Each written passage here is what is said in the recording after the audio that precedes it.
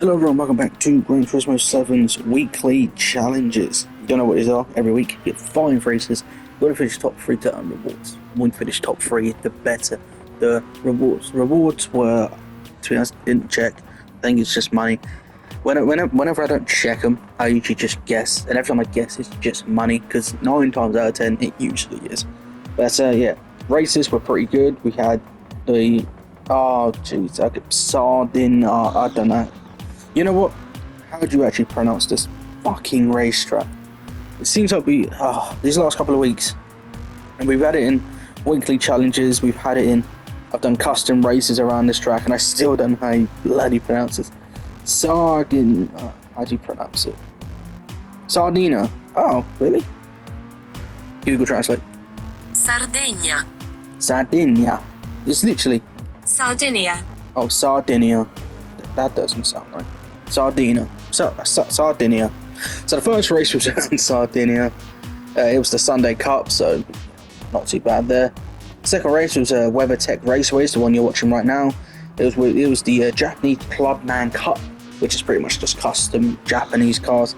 So yeah, decent track. Yeah, pretty good. Third race was around Monza. I like Monza.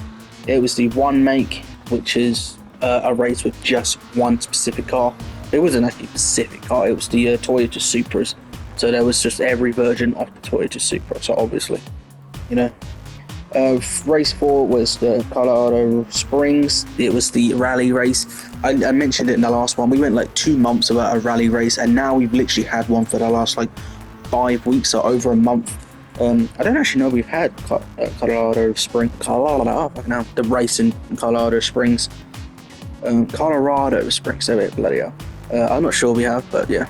I think there's actually one more racetrack we haven't done with rally, and that's Barcelona. So, you know, I'm gonna make a prediction now. I'm gonna clip this, we'll make a prediction now. Next week we'll have Barcelona, the rally track for Barcelona, Catalonia. You heard it here first. But yeah, anyway, that was with Evos, and I obviously used an Evo. Race 5 was the final race. Usually that's like the big one at the end of it. Multiple laps, tough cars, tough racetrack, you know, fuel wear, tire wear. It was at Nürburgring, the Grand Prix track. It was the World Touring Car 900, which is like the GR2 cars. So yeah, that's it for these races.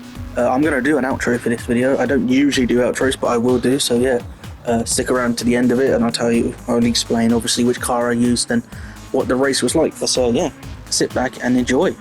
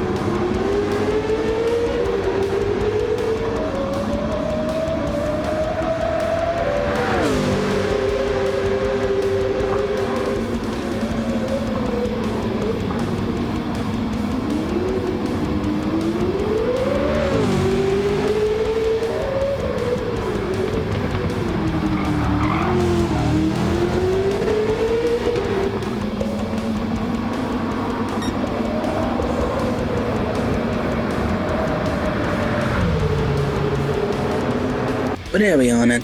It was weird doing an outro at the end of these videos, but yeah. Races were easy, none of them were a struggle. Yeah, first race was obviously just Sunday Cup. I used the Nissan GTR. Why? Well, because I am doing a fastest cars in the background of these, obviously slowly getting it done, and the Nissan GTR was the final car I used, so it was the last car, but it was already pre-picked when I loaded up the game, so I thought fuck it.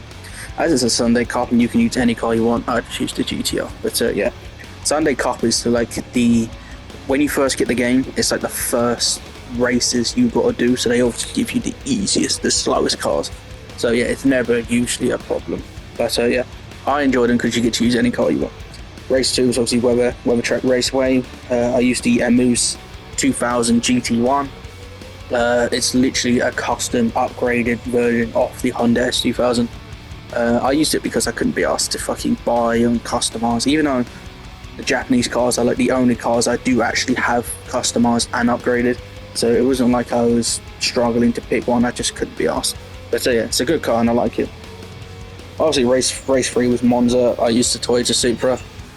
I don't know, it's the only one. I've literally bought that, customized it, upgraded it for these races. So it has knobs and everything, so, and it has racing soft, so it's the best grip you can have. So it was easy. The knobs, I pretty much had half of it left by the end of the race, so it wasn't that hard. Race 4 was obviously Colorado Springs, the Rally 1. Obviously used the Mitsubishi Evo because that's the only one I could use. It's literally the only customized one I've got. Sounded like it was really struggling. I did it, I'm not very good at manual with rally cars, for rally races, so I usually just do automatic, and bloody hell, did you hear it? It was struggling to change gear. But yeah, easy again. Those rally races are easy. Literally, to do those rally races, if you struggle, turn off traction control. You don't need it. It's so easy. Finally, race 5, my mistake, which is the big one. Well, obviously at the Nürburgring, I used the new Chevrolet Corvette CX.R, which is like, it's the one that came with the recent update. I haven't used it before in any of the races, so I thought, why not? And that one has a limit of 900, because obviously it's called the World Touring Car 900. 900 is the performance point max cap, and that Corvette is usually 1000, but I upgraded it. I put on Racing Hards, which is like the worst ones you can use, I think, for that track. Dropped down the CPU, so it didn't give out full horsepower, so it dropped down to 860, and obviously walked the entire race. I think I was like half a minute ahead, 30 seconds ahead, so it was easy. Yeah, no struggles there. But yeah, that's pretty much it. I thought I'd do outros to explain what car I used, what the race was like, because I don't usually explain those in those original intros. But yeah, I'll probably start doing this for the future weekly challenge videos. But yeah, hope you guys enjoy it. I need to get ready to go to work now, so hope you guys have fun, enjoy the rest of your day. I think this is actually probably going to get uploaded at like 9 o'clock in the night, but oh well. Enjoy, see you later.